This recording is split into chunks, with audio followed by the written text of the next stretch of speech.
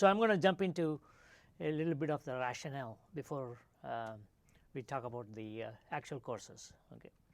So digital impact is deep and far-reaching. Right? There are 5 forces that are acting, that is creating this informational revolution, if you will. Right? So the post-industrial revolution came about after the World War II, and we saw a lot of mass manufacturing, mass production, and basically everybody got the same product, right? So, but now we are in an era called the digital era, right? That is completely different from what we had before, right? There's the effect of connectivity, right? Billions of us are connected. The population of the world is somewhere close to 7 billion, right? And so about 3 billion of them have smartphones and are connected. So the second thing that's driving, the second force that's driving this digital impact is consumerization, right? So we have started becoming so used to online marketing, online commerce, online offers, right? We get offers all the time on our mobile phones, right? So we now have greater choices on how we want to buy, and buyers are just a click away. If you're a business, you better satisfy, delight the customer as soon as possible, right? And we have all done this. If you do not get a Uber request in 3 seconds or 5 seconds, you just switch, go to some other taxi service, right? That's consumerization. So we have choices. The other important force in effect is digitalization, right? Everything around us is being digitalized. You can talk about even simple water bottles are now being fitted with intelligence, right? They are being digitalized. They are also becoming source of information in terms of how many times you opened the bottle, how many times you consumed the beverage or water that was contained in it, right?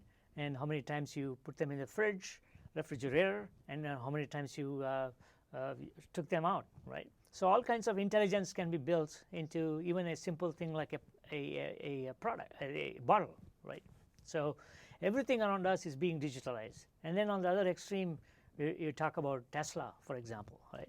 So they have considerable attention paid to analytics, and they collect a lot of data from probably hundreds of sensors, right? I'm using sensors in a very generic fashion here. So any source of data from Tesla vehicle, for example, is a sensor, right? And that's the power of digitalization. That's what's happening around us. Every object that we look at today will either already there as a digital product, or it will become one, right? And the other big effect because of connectivity primarily is globalization, right? So a small shop owner in Oakland, right, just set up a website. Basically it was a one-store operation, and this lady said, I want to do something different. I don't have the resources or the money to be able to start another store, but I want to see how I can increase my business. This is a great example of how the current technologies, the world of digital, is changing even small mom and pop stores like hers. So she basically was selling antiques from Asia and so on.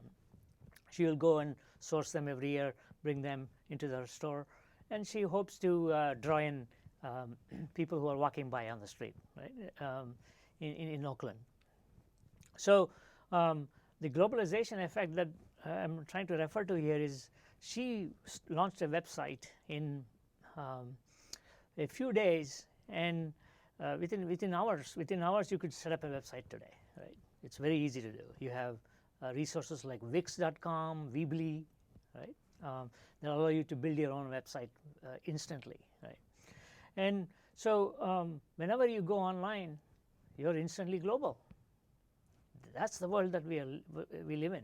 Because of connectivity, now we are able to connect with anyone in any part of the world, right? So many of you may also be familiar with WhatsApp, right? WhatsApp is another example of how popular it became, right? I can talk to my mom in India, or you can talk to somebody, your significant other in Italy, or any place for that matter, right? Globalization is a phenomenon that came true because of connectivity, right? In a large part.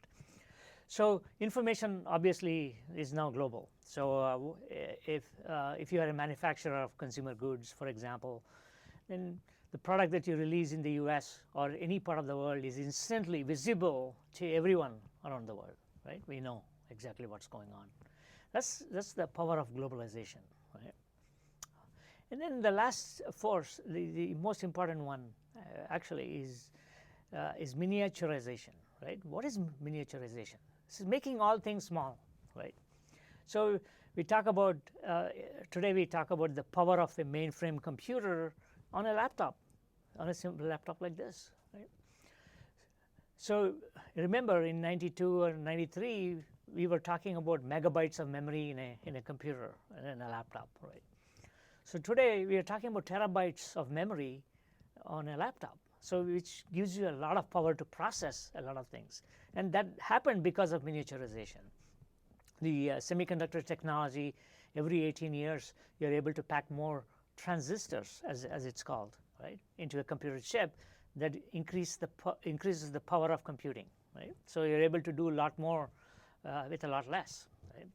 And we know that a lot of these chips are now taking the form of sensors into an example that I earlier mentioned about is a bottle, for example. On the cap, underneath the cap of the bottle, you can basically insert sensors that have a small chip in them, and that's intelligent enough to be able to communicate some data about when it was open and so on, right?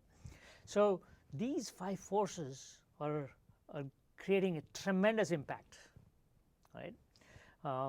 And it is far-reaching because it is changing paradigms. It's changing how you make products. It's changing how we consume products and services, for example, right? We no longer go to a Blockbuster store, right, to rent a DVD. We get that on Netflix, right, or Amazon Video Prime, for example, right? So the thing to distinguish is that what has changed is that in '94 the internet became a platform for commercial reasons, right? Businesses started adopting internet as a platform to communicate, deliver, and now even make products using internet technologies, right? So that's really what connectivity, consumerization, digitalization, globalization, and miniaturization, all of these are highly interrelated, obviously, right? And that's really where everything is heading.